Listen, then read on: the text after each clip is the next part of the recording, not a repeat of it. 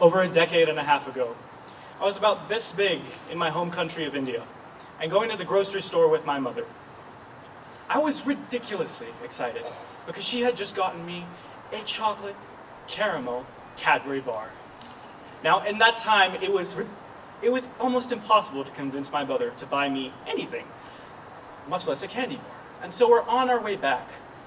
We get to the car, I sit in the front in the passenger seat and open it up and take that first juicy bite. While we're going back, we get stuck in a traffic jam, as you do in India. And I roll the window down, just to get the nice fresh breeze in the air while I'm enjoying my greatest accomplishment. The breeze comes in, and then a young woman with tattered clothes, looking dirty, sweaty, and frustrated, knocks on our door, puts her hands out in a cup. Now, neither my mother nor I thought anything of it at the time.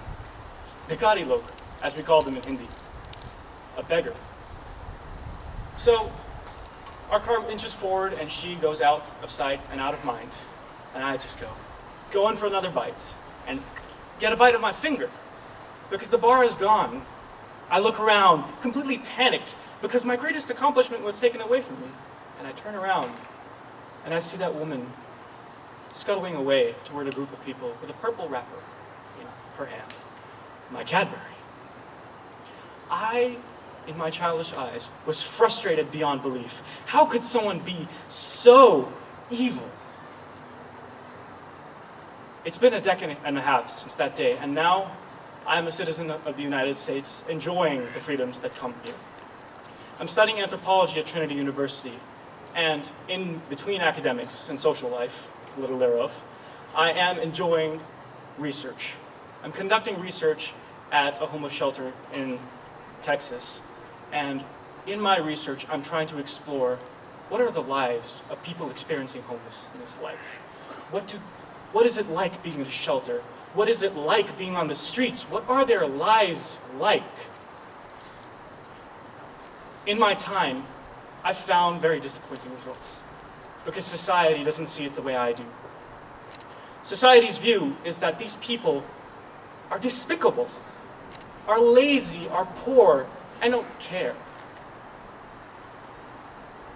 In my research, I found there's so much more, but unfortunately hindered by the following questions. Why can't you get your life together, man? Why can't you just get a job? Why do you have to sit in front of my store? You're taking away customers. And my favorite, why can't you just get off drugs? In these moments, I can see that society's misconceptions of what homelessness is really like show that they believe that these people are lazy. They believe that these people have no motivation, and they believe that these people are better off. That they believe that our society is better off without these people. I've interviewed a father who, after losing his children in a divorce, is striving day in and day out to get his children back. I've met the mother who, after losing her children due to bipolar depression, is striving day in and day out to get a job so she can see them again. I see the sisters who have spent years on the streets after losing their parents to heroin addiction. And I see, are these the people who are lazy? Are these the people who we really think are not good enough to be a part of our society? And are these the people who are really not willing to do anything about their conditions? In our society, we live by narrative. And the narrative spun about homeless individuals is the man dressed in ragged clothes, panhandling around the corner for money. I want to retake this narrative because homeless individuals are strong. Homeless individuals are powerful, and people experiencing homelessness are people who, in inhuman conditions, have to make the inhuman choices and sometimes have to steal candy from a child.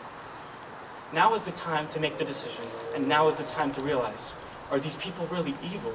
Are these people really lazy? Or are they difficult? Are they in difficult circumstances and making impossible decisions that none of us have the strength to make? Thank you.